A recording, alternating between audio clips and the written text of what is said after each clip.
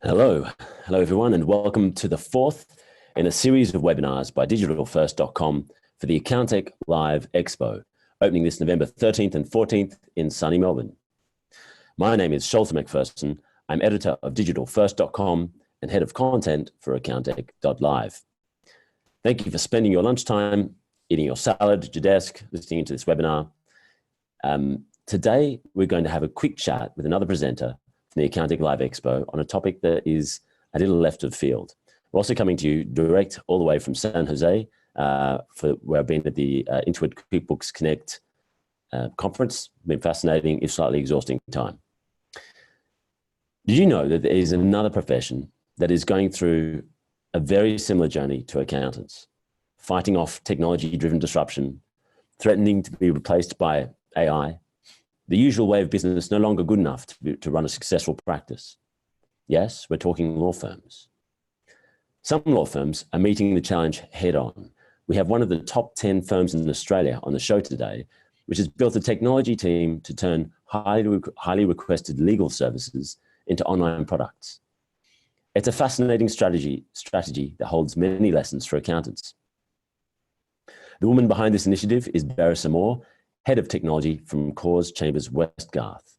She's talking at Accountech.Live next week about her experiences adding tech-based services, how the firm did it, and what she's learned in the process. Her session is on Tuesday, 12:25 p.m, and it's called The Top Tier Law Firm That Disrupted the Disruptors. Berys' session is one of 130 seminars, roundtables, and tech talks across 2 days at Accountech.Live. Ladies and gentlemen, please welcome Berys Amor, Head of Technology from Corrs Chambers Westgarth. Berys, can you see me? Yes, I can. Can you hear and see me? Well, loud and clear. Thanks very much for joining us today. Thanks, Sholto. It's my pleasure. So clearly Corrs at some point decided to spend money building up this team of developers, or I don't really know who's in this team. What was the motivation to do this, and what was the goal? Well, firstly, Corrs is a very client-driven firm, and we started this journey just a little over 3 years ago. We often invite our clients in to talk about their challenges, their frustrations, what works well for them, what doesn't. And I attended a session for a very large supermarket chain around 3 years ago. And I listened to their head of their in-house legal team, who was previously a partner in a full-service law firm. And she talked about how one of her frustrations was she came from a full-service firm that had a whole range of legal technology solutions to be part of a much larger organisation, but her legal team was just a very small part of that large organisation, and she didn't have access to the same technology and tools that she used to have access to. And what I took away from that was an opportunity to provide those tools and technologies, because, you know, we were a full service law firm, and at the same time we were moving and developing a cloud strategy. And definitely moving to cloud services has enabled us to deliver those tools and technology more seamlessly. So it was more the opportunity than a threat that prompted you to move in this direction? Yes, I would say so. Initially, it was 3 years ago. That was really the trigger. That was the light bulb moment for me. And because we are such a client-driven firm, I certainly got support, and I created this team of just 2 people at the time, the head of client tech solutions and then a senior developer. That team has now grown out to 4, and we will continue to grow that team. In fact, they generate revenue for the business now. Four software developers are in this team. Yes. And what was the goal? So did you have any? You knew you wanted to add products, technology products. Yes. Did you have any idea what that would look like, or did you have a set a goal for a certain revenue, or was it client satisfaction? How did you define success from the beginning? Look, it was quite fluid at the beginning. Certainly around client satisfaction was a key priority. But, you know, we were also facing a cultural challenge. Traditionally, technology people would never have had access to the firm's clients. In fact, only partners of the firm and perhaps senior lawyers would have access to the firm's clients. So initially it was very fluid. We knew that we could add value to the services that we delivered, but it was really, we worked very closely with marketing to get them on board, to show what we're trying to achieve and what kinds of tools that we were looking to develop. And then we found an opportunity with a big tender that was about to take place, and we were approached about what technology we could add to that tender submission, and that really was the opportunity. The team very quickly developed a portal. It was for lease management for a very large Australian organisation, and within a day we had developed a prototype. When the partners went out and presented their pitch, they demoed the prototype, they left a login for the potential client, and we won that piece of work. And that was almost 3 years ago, and that was really the start of helping to change that culture of let us get involved with the client. So the tender was for legal work, right? Yes, it was. It was to manage the client's portfolio of leases. They have shop fronts all across Australia. But what we did was we created this portal where we actually mapped using, the Google Maps coordinates. We mapped all of the properties on a dashboard, and then they could drill down using Google Maps, and then they could also be uploaded all of the leasing documents for each of the shop fronts. So it just gave them a view, a dashboard that they'd never had access to before, other than emailing lease documents backwards and forwards. That's really interesting. And how did you know that this was within the ambit of what the firm could do or what your client was expecting the firm to deliver? Because it's quite one thing to be able to say we can look after these leases, another thing to say, well, we're going to build a tool to help you manage it. Look, I have to be honest, initially we really didn't. We were just looking for an opportunity to demonstrate what was possible by using the technology. Okay. And we just looked for the opportunity. I'd like to be able to say it was a very formal plan, but it wasn't. We were a little bit of just reacting when something came up and taking the opportunities that presented itself. And it's taken a long time over the past 3 years to really gain that traction with the partners, with the client relationship team, and actually become a part of that team. And I think with any kind of innovative program, you look for the sponsors, you look for the champions, you look for the people who are going to support it, and don't worry too much about the people who aren't on board. Just focus on the people that you know you can drive forward with. Well, Berys, why don't we have a look at this? Is the one we're going to look at today? Well, actually, I'm going to show one of the latest portals that we've developed. So we do a lot of property work for large developers who build apartment buildings, mid-rise, low-rise residential property developments. And so we moved all of those contracts of sale from an internal SQL database to a cloud-based e-conveyancing platform. Right. Then we worked with that service provider to gain access to use their APIs to pull all of the data from the e-conveyancing platform into our client solution, so that we could basically visualize the data for the client to provide insights that they wouldn't have previously had access to. So I'll just share my screen. Okay. Yeah, let's take a look. Now, hopefully. Yeah, there we go. Wonderful. Looks good. So we develop most of our solutions on a platform called HiQ Collaborate, which is a SaaS platform. It's like a toolkit for us. It has a workflow tools. It has a database. If we go up the top, it has some, wiki capabilities. Then what the team have done is they have built a layer on top of this that allows us to visualize the data.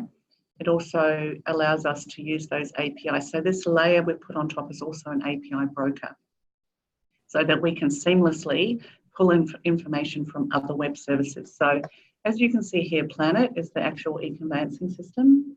And then we're pulling the data in almost real time. I think we've got it down to around 50 seconds now. So when a change happens on planet, so when we get a new development, we set up all of the information about the development, the purchasers or the people who have paid a deposit, and then we feed that information into this platform. So obviously this is a demo site, but as you can see, we use Google Maps. So we use the coordinates of all of the developments, and the client can drill down into actual individual lot levels. So if I click on this lot, you'll see down here, it's given me information.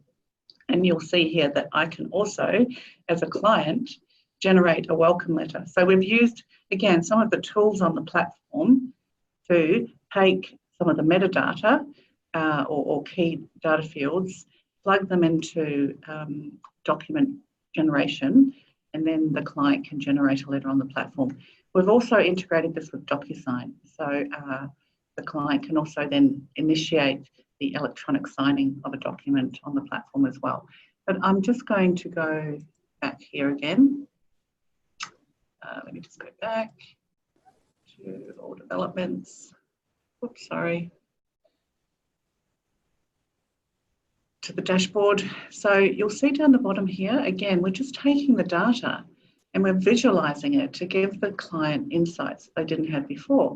We have all of the financial information on each of the contracts of sale, so we can aggregate that and display it to the client. They can look at what contracts have been exchanged, and there's a whole range of reports. They can look at different stages of the development. They can look at the settlement progress. They can look at the developments by state. And then by development, and this has been a very useful tool for our clients. We've had great feedback about this because it actually takes the data and shows them where their purchases are by country for each of their developments. So they actually use this as a marketing tool for any future developments. And then of course you can drill down into individual lot details, which I went over previously. So this is how they would manage all the properties that they had built and were wanting to sell. And I mean, I'm interested in it from a identity perspective. Like, are you providing here? Are they still paying the majority of their money for the legal services now, or are they paying for this piece of software? Like, how are you? Are they paying a subscription now for this software? Sure. Are you a software company with the legal firm on the front of it? I mean, what do you think the future is? Sure. So for this particular case, we are charging the client a fee per lot, and part of that fee incorporates access to this dashboard. So in this particular case, it's incorporated into the fee per lot for the sale. And other pricing models, depending on what the solution is, and we've got a whole range of solutions. We've also built a portal for a large national radio station network to manage all of their trade promotions nationally. And, you know, the beauty of this platform is that not only the clients can log into it, but the clients' clients or other third parties can access it as well. So, for example, with the national radio station network, their marketing team logs onto the portal, creates a new trade promotion for one of their radio stations, and then their in-house counsel team then log in and pick it up and generate the terms and conditions. But more importantly, what it's giving our clients, they didn't necessarily have previously, is this, you know, big picture view, even for the trade promotions.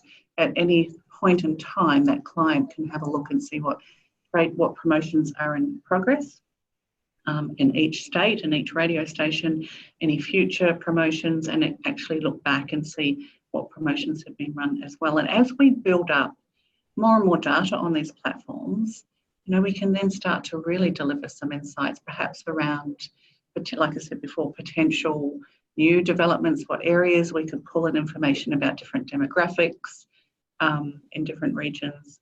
We've only scratched the surface, I think, of using this data to deliver intelligence and insights for our clients. So where do you see technology, what role do you see it playing in the firm in the future, and what weighting do you think it will have in terms of, say, the balance of revenue or the importance in differentiation to other firms? Look, I think it's going to play a key role. the delivery of legal services. If you look at some of our competitors, and I'm talking about the big four accounting firms who have, they provide legal services now, and they're also providing a team, an account management team that includes lawyers, data engineers, technology people. So, we have to be up there providing that as well. And, for me personally, what's been the most exciting part of this is that I've become part of the client account management team. So I'm not just servicing our internal users, I'm part of our external client solutions team. I go out and I meet with the clients. I talk to them about, some of their challenges, because I don't look at it from or through a legal lens. I look at their business process from a much wider lens. And also some of our lawyers, they don't want to talk about the technology. They're not comfortable talking about the technology and the capabilities. So that's where, we've had the opportunity to become client facing. Well, let's just so the big question here is, how relevant is what you're doing, adding a software development function to a law firm? How relevant is that to accounting firms, small and medium practices? Well, I think it's about looking at ways that you can add value. In this instance, we're building these portals that deliver insights. We also have adopted a cloud-based AI and machine learning service that does automated contract review.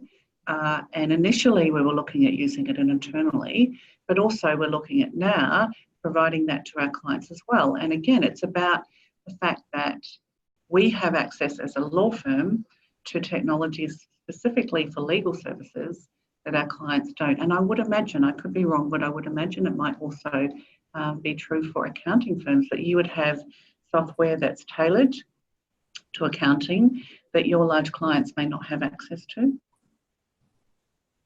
And yes, oh look, I mean, definitely that's definitely the case. And I think also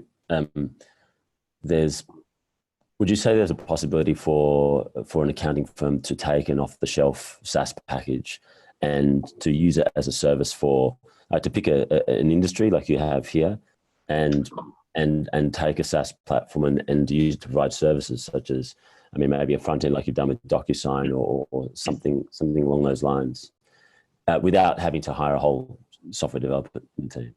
Oh, absolutely. I mean, as I said, we started off with 2, and when I say software developers, they don't write a lot of code. We use this platform, the SaaS platform, and then we just add enhancements, if you like, or the tier on top of it. But absolutely, I think there is opportunity for accounting firms, and your clients again might not have access to specific accounting technology.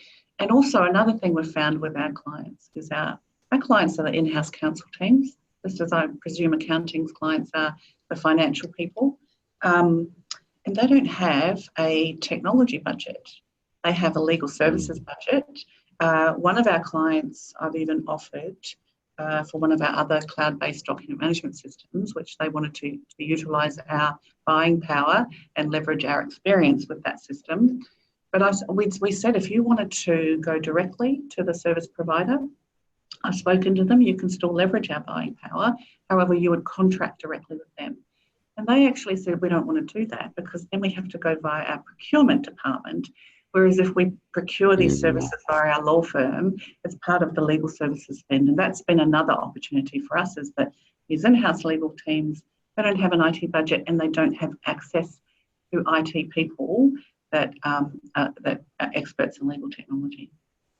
So, because really it's a productivity improvement, isn't it? Like a portal to manage all this, and whereas they'd probably be using multiple programs or spreadsheets most likely to do this. So, absolutely. Yeah. Okay. And are you happy to share roughly how much it would cost to do something like this? What was the platform called again? Well, obviously what we procure the platform for is commercial and confidence, but what we do when we price this up, we don't charge every client for access to these types of solutions. And we also target, obviously, our large clients. We have to be quite strategic about this. Otherwise, we could be pouring our resources into clients that perhaps don't generate as much revenue for us. We focus on certain clients. We work with marketing. to understand from a strategic perspective what industries the business wants to target. And, that's where we get most of the traction from. Okay, fantastic. And what other services have you made? So you mentioned also the trade promotions for radio stations. Yes. How many of these packages have you? Well, this is what's interesting, is because the platform is so customizable and flexible. This is where we look for opportunities. So we're using the same platform to manage, as I said earlier, leasing. We have used it to manage trade promotions.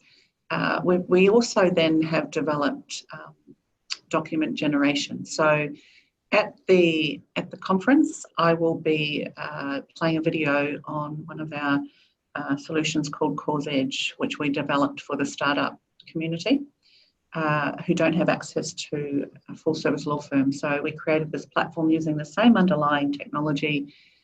So a startup we guide them through on the platform, we guide them through what legal documents they need to start their business, run it, hire people, protect their IP, and they can generate all of the documentation and then send it to DocuSign on the platform. So I will be doing a demo, not a live demo, but a demo of that at the conference.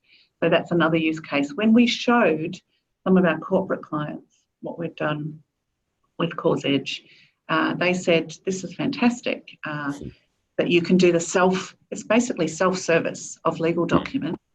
And they said, we get hammered by our business to do non-disclosure agreements and some of our standard documents, and we've lost control of people taking copies of documents and editing the business name and then sending them out. So would you create a site for us where we can service our business? So we took the Corrs Edge framework and then we created what we call Corrs Composer for our corporate clients who pay us a subscription fee. Now that they can either use it, when I say they, I mean the in-house counsel, can either use it to generate the documents, or they can let their business have access to the platform. We don't mind. As I said, it's cloud-based. Anyone can access it. Some of our leasing clients, they actually get their property managers, as in Cushman, Wakefield, JLL, those types of property managers, they get them to access the platform and generate heads of agreements. But Berys, doesn't this encourage commoditization of legal services if you're turning it into self-service for clients? How does that impact on the revenue for the firm? Well, it's taking a longer term view. I mean, at the very start, it creates a relationship and a stickiness to us for our clients. And some of this work is done not by us anyway, it's done by their legal team. So it takes away that noise for them. So, some of this work we wouldn't have access to anyway. And with the developer sales, we still do the contracts of sale. So we still get all of their work, but we're just using that data to provide deeper insights to them. So is there a risk that we will be automating some of the work we do? Yes, absolutely.